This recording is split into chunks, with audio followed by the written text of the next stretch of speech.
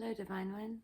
Thank you for choosing you. Thank you for pressing play. Thank you for coming to co-create here with me, with us here today. As usual, I have no idea what's going to come through, but right now in my mind's eye, I'm seeing the Seven of Cups, which is interesting because when I was packing decks away and choosing what decks to use today, from two different decks, it poked out, and I'm hearing now that this is because there is only one choice. There is only one thing that truly calls to you, and I'm just hearing that this thing that is calling to you is calling you to truly step into your trust, your knowing, to step into the driver's seat, as well as the co-driver's seat, the co-creator seat, because you cannot control everything. You cannot create everything without Source's help. You came here to create with Source. You are always creating with Source. And this thing that is calling to you is calling to you for a reason. 111 as this is coming through. It's calling to you for a reason. It's something that you desire, yes. But whatever it is also going to, it's almost like a quest. When you choose to really embody something, embody this experience, embody this way of being, or do something in an embodied way. So do something and hold the pose, knowing 114 as this is coming through, friends. But what I'm hearing, feeling, sensing for you is that whatever this thing is, when you surrender and you choose to answer the call and allow whatever comes with that, right? It's like picking up telephone. You don't know what's going to be on the other end. You pick it up and you have the conversation. You are really being called to pick up the phone and have the conversation. Because this conversation, what it's going to bring up for you is very, very, it's liberating. 222. It's liberating. It's like, it's not the end of duality. It's not the end of contrast, because you always experience those things while on the human journey, while having your human experience. But you will experience them slightly differently, or very differently. So this is what I'm feeling for you, is that I'm hearing a book close in my mind's eye, and I'm seeing it as well. Like you're closing the chapter. You're closing. You're choosing. This is not something that just happens. If this video has found you, you will know whatever this thing is that is calling to you, and you, I feel, are making it more complicated than it needs to be.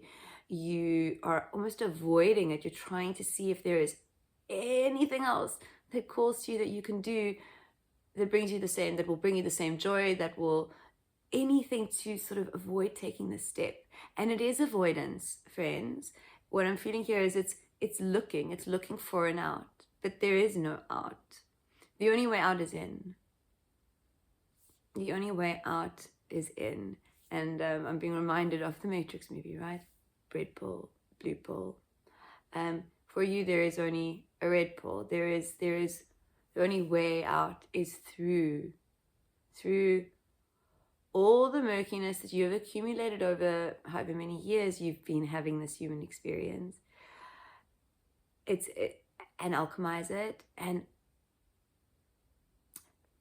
anchor your truth in the murkiness, right? Anchor your truth in the murkiness. This is, I'm almost, what I'm seeing like, I want to say almost like a sonar, because it's a light, but there is sound. So there is, I want to say sonar is coming to mind, and it's just coming online.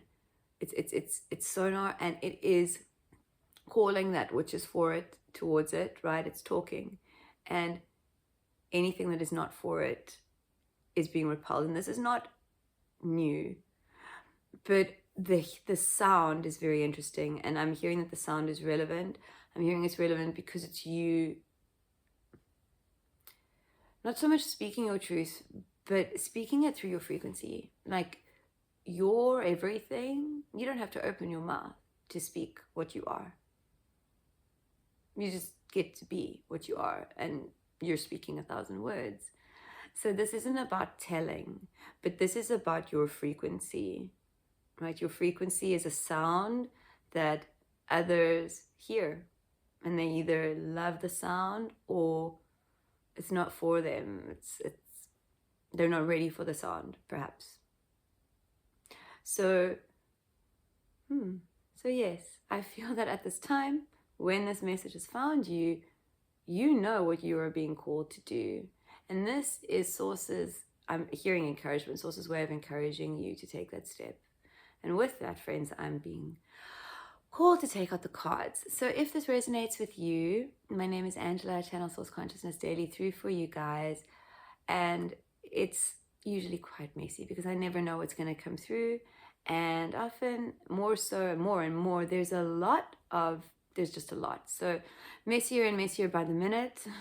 But that's where the magic is. The magic is not in perfection. Not for me, and certainly not for you, unless perfection is your thing.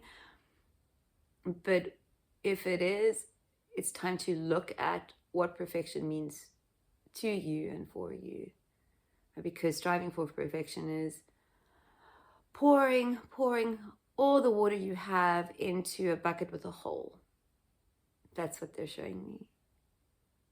Okay. If this calls to you, if this message calls to you, I ask you or urge you please to, if it calls to you, if it feels good to you, stumble, mumble, to ground yourself in this now with your breath, breathing in through your nose to capacity and hold for a moment or two at the source of you, the light of you, the truth of you, before fully surrendering on each exhale, breathing at your own pace, just fully surrendering on each inhale and softening to receive on each exhale. Okay, this card wants to make itself known, as does this one, and one more. Okay, 6 of materials at the bottom, 6 of pentacles. Very much a giving and receiving energy, which is very much what I pick up from the Chariot, which was the first card to come out. Oh, so giving and receiving energy, but it literally bounced off the table. So I'm feeling that in some ways there is maybe a little bit of a blockage. You are either not receiving, allowing yourself to receive fully, or allowing yourself to give fully. And what I'm seeing in my mind's eye is like a blockage in a pipe, like as if the infinity symbol, that there was a little blockage. We'll see if more comes through there. They're not giving me more on that, just that it takes 2. Okay, so with this Chariot, this giving and receiving is very much what I'm feeling like as you give to yourself. As you give to yourself, you're giving to others. So this really is about devotion to you. We have the 2, this card was face down, and I just felt called to it. Devotion to you. This 2 of Cups, if this message has found you, it's about the divine union of you. Your masculine, your feminine, your ego, your soul, like your humanness and your divinity. With your divinity stepping into the driver's seat. So it's almost like together, the truth of you gets to work with your ego, right? And this message has come through for this collective a lot, where it's lead your ego, right? Lead your ego, because you are now stepping into your role as the new human. And as the new human that you are, you check your ego, because it's something that you work with. It's not in the driver's seat. It's not something that you allow to run rampant. Unless you do, and that's okay. What I'm feeling, though, is that if this message has found you, you are wanting to,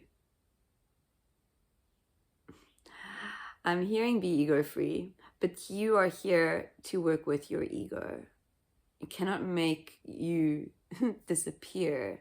Your ego is part of you. Your ego is a tool that your human has, and that you, as the divine soul that you are, have the instruction manual for. You came here to work with your ego, not to work against it, not to resist it. You came here to make fun of it, in a way, to make light of it.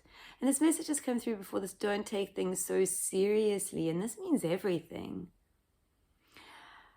By making light of things, by making light of you. And what's coming through here is how I've taught my little one, right? Everybody's silly, everybody's stupid, everybody makes mistakes. Mistakes happen when we learn new things, right? All these gentle things that we kind of forget in our adulthood. Or maybe we were never taught them in the first place. Either way, friends, this is really where you get to devote to you as if you were an infant, as if you were a small child, with the love and the patience. And I'm hearing the perseverance for some of you. For some of you, maybe it's really, really difficult to commit to devoting to you because you haven't done it for so long. But here is the time where you get to devote to you. And it's not through, with the Three of Pentacles and being called to take a clarifier, we have the Three of Cups, the Three of Emotions. And it's not through walking over people. It's not through trying. It's not through problem solving. It's not through controlling. I'm getting with this Three of Materials, this Three of Pentacles, that things, and it's confirmed here with this Three of Cups, that there is, everything is sort of coming together, but community is coming in. So I wouldn't be surprised if for some of you, you may have received a message from a person that you haven't seen for a very, very long time. 1144, as I'm saying this, that's just little, and I'm getting chills. That's confirmation for my human. So I wouldn't be surprised if people from the past have maybe been popping up in where you're at. And it's kind of like, there's so much newness that I'm feeling here in this Four of Cups. I'm really seeing like from a bird's eye view, as if you are seeing things from an elevated perspective, as if you are looking at the chessboard of your life, of your reality from high up. And you have, I want to say, the perspective where there's a detached perspective, or at least not an attached perspective. 1, 2, 3, 4. So this is maybe a new perspective for some of you. But I'm hearing that and feeling that the distance that you're able to experience when you are viewing the chessboard from way, way, way up high, that you're seeing things differently. You're seeing things differently. You're also seeing, because I'm seeing a golden thread connecting all the chess pieces. You're kind of seeing, it's not so much psychic, it's not so much how things are going to work out, but you can see how things are working together, seemingly separate things. So maybe events that happened a year ago, and events that happened a month ago, and events that happened a week ago, and events that happened 4 weeks ago, and a sequence of events over time. There's some elevated perspective that you now have, where you are able to see things as not quite there as they are, at least as they are, as far as you can see. 144. And I'm hearing that this is happening collectively, and this is also due to everything that has been happening cosmically. Sorry, friends, there's a lot that they're flickering through my mind's eye right now. This is because of everything that has happened cosmically, and because of you, right? Because of all the choices that you made in this Lionsgate portal. And it doesn't really matter if you believe in the Lionsgate portal or not. It doesn't actually matter. It is something that exists regardless of your belief in it. It's collective. It's collective. So whether you choose to believe in it, whether you choose it to be for you or not, you will benefit from it in whichever way. Because we are always divinely compensated. Remember, friends, even when we are not choosing you, and you are the choice in every two. So okay, one more card on this Two of Cups.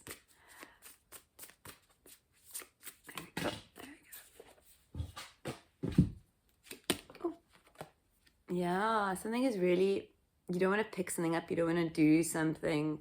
This Hermit card, there's like there is a next step you are really resisting taking. There is some fear. Fear is coming through a lot.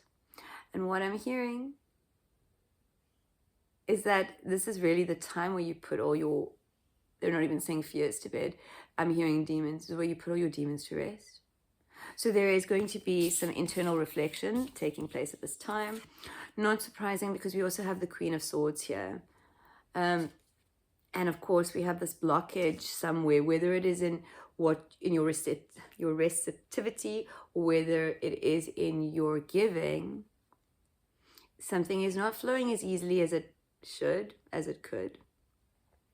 And there's stuff being brought up for alchemy, right? When the Queen of Swords pops out, especially with the Hermit card, it's introspection, right? And it's self-discovery, and it's shining the light on things, but there is intentional thought, intentional discovery, intentional unpacking, unraveling that is occurring at this time. And in that space, when we are intentionally seeking to find that which is not for us, or intentionally seeking to find the source, or a source, which is interesting because you are the source of everything. So you are also the source of everything misleading within you. And this is the word they're wanting me to use, misleading. So there are truths that you still believe about yourself or the world that are very misleading. And it's what's kind of, I'm hearing, causing the blockage, causing the confusion, causing not so much the disruption, but things not moving as swiftly as they could be. Okay, I'm going to pull an alchemy card here. And I just wanted to see which one was left at the back. Synchronicity. I wouldn't be imagining if you guys have been experiencing lots of synchronicities. Okay, card that wants to come out. Pluto. I'm going to read from the book. It's 10, it's 1. So I am really feeling that this is the comfort. This is a clarifier on the Hermit and the Queen of Voices, which the Hermit is a 9. Right, this 10, it's really the, whatever you discover in this time is really going to shift things for you in ways that you cannot foresee. That's what I'm hearing. The underworld, power, compulsion. Pluto's realm is one of deep and undeniable power. Known as the planet of the underworld, Pluto has a captivating effect that pulls us into its depths, leading to all things excessive. Images of the resurrection, possession, the sacred heart, rich, birth, sex, death, are all symbols of Pluto's volatile energy. When this card shows up, know that everything will be amplified as if through a live wire. It's all about power and maybe even addiction. Through Pluto's force field, though Pluto's force field can be ruthless, this tiny planet pushes us towards necessary growth. When we follow its mesmerizing pulse, we are taken into the depths to be changed. There's no point in pretending the underworld is not at work. Admit that you're in it and find the support you need.